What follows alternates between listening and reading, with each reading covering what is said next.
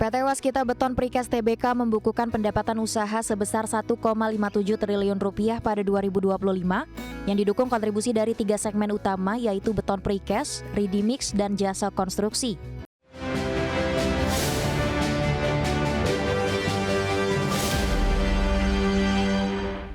Emiten infrastruktur PT Waskita Beton Precast Tbk mencatat pendapatan usaha sebesar 1,57 triliun rupiah di sepanjang tahun 2025. Perusahaan terus mendorong efisiensi dan optimalisasi bisnis untuk menjaga kinerja di tengah tantangan industri konstruksi.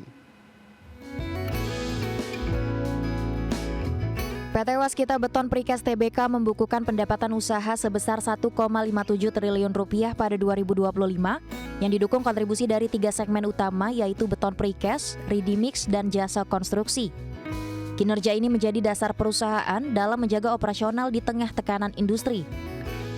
PT Waskita Beton Precast Tbk mencatat segmen beton precast sebagai kontributor terbesar dengan nilai 740,43 miliar rupiah atau sekitar 47,2% dari total pendapatan. Segmen ini menjadi penopang utama bisnis perusahaan. PT Waskita Beton Precast Tbk menghasilkan pendapatan dari berbagai proyek infrastruktur seperti Jalan Tol Palembang, Betung, Ciawi, Sukabumi, dan Serang Panimbang. Proyek ini menjadi sumber utama pendapatan perusahaan sepanjang 2025. PT Waskita Beton Precast Tbk mencatat laba kotor sebesar 274,47 miliar rupiah dengan margin laba kotor 17,5% sebagai hasil dari penerapan efisiensi operasional. Capaian ini menunjukkan perbaikan kinerja perusahaan. PT Waskita Beton Precast Tbk menurunkan biaya penjualan hingga 27,78% dan biaya umum serta administrasi 19,66% pada 2025 untuk meningkatkan efisiensi. Strategi ini dilakukan secara konsisten di seluruh lini bisnis.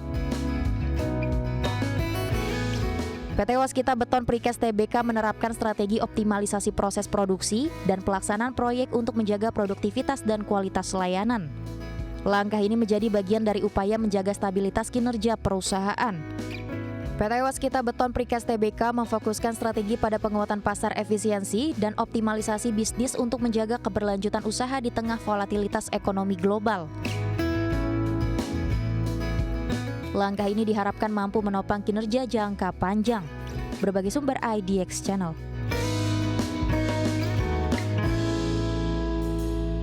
Pemerintah memastikan harga bahan bakar minyak bersubsidi tidak akan naik dalam waktu dekat, meski harga minyak dunia terus meningkat. Pemerintah meyakini ketahanan fiskal Indonesia masih terjaga hingga akhir tahun. Pemerintah memastikan harga bahan bakar minyak bersubsidi tidak akan naik dalam waktu dekat, meski harga minyak dunia terus meningkat. Pasalnya APBN saat ini masih cukup kuat untuk menahan gejolak global. Menurut Menteri Keuangan Purbaya Yudi Sadewa, dengan asumsi harga minyak saat ini, ketahanan fiskal Indonesia diperkirakan masih terjaga hingga akhir tahun. Pemerintah bahkan telah melakukan berbagai simulasi resiko lonjakan harga energi, termasuk skenario harga minyak naik hingga $97 per barel dari asumsi APBN $70 per barel. APBN kita kan masih tahan. Saya nggak rubah APBN atau subsidi yang ada sampai titik yang mungkin nanti harga minyak tinggi sekali ya.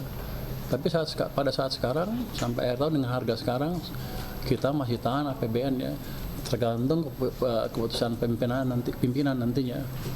Tapi saya tawarkan aman, kira-kira itu. Purbaya juga mengaku tidak khawatir konflik Timur Tengah akan berdampak buruk pada APBN karena ada berbagai instrumen untuk menjaga defisit APBN. Mulai dari melakukan efisiensi belanja kementerian lembaga hingga meningkatkan penerimaan negara dari sektor komoditas. Dari Jakarta, Tim Liputan IDX Channel. Emiten distribusi buah segar terus mendorong perluasan jejaring bisnis untuk meningkatkan penetrasi pasar. Langkah ini dilakukan melalui penguatan distribusi dan kerjasama dengan berbagai mitra di tengah persaingan industri pangan yang semakin ketat.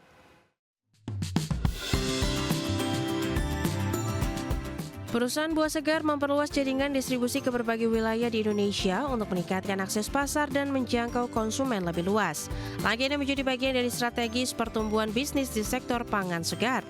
Perusahaan menjalin kerjasama dengan berbagai mitra bisnis seperti retail modern dan distributor lokal untuk memperkuat rantai pasok dan penyerapan produk.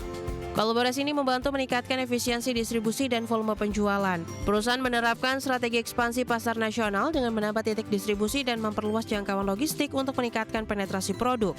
Strategi ini diharapkan mampu mendorong pertumbuhan pendapatan secara berkelanjutan. Perusahaan meningkatkan kapasitas distribusi untuk memenuhi permintaan buah segar yang terus tumbuh di pasar domestik. Permintaan ini didorong oleh meningkatnya kesadaran masyarakat terhadap konsumsi produk sehat. Perusahaan memanfaatkan jaringan bisnis untuk membuka peluang kolaborasi dan akses pasar baru melalui hubungan dengan berbagai pemangku kepentingan. Jaringan yang kuat dinilai dapat mendorong pertumbuhan dan inovasi bisnis.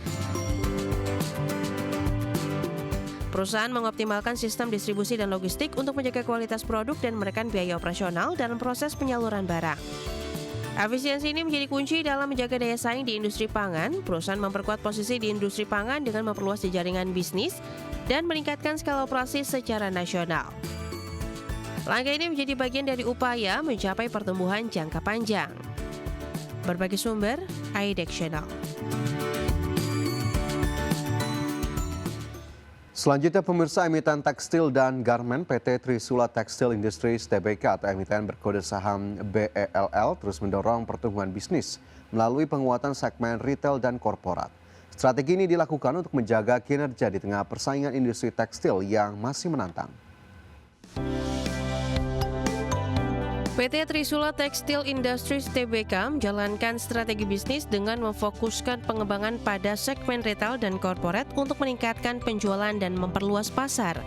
Perusahaan memanfaatkan kekuatan produk fashion dan seragam dalam dua segmen tersebut. PT Trisula Textile Industries Tbk mengandalkan merek seperti Job and Jack Nicholas dalam segmen retail untuk menarik minat konsumen di pasar fashion pria. Strategi ini dilakukan untuk meningkatkan penetrasi pasar dan daya saing produk. PT Trisula Textile Industries Tbk mengembangkan segmen korporat melalui penyediaan seragam dan kebutuhan tekstil untuk perusahaan dan institusi.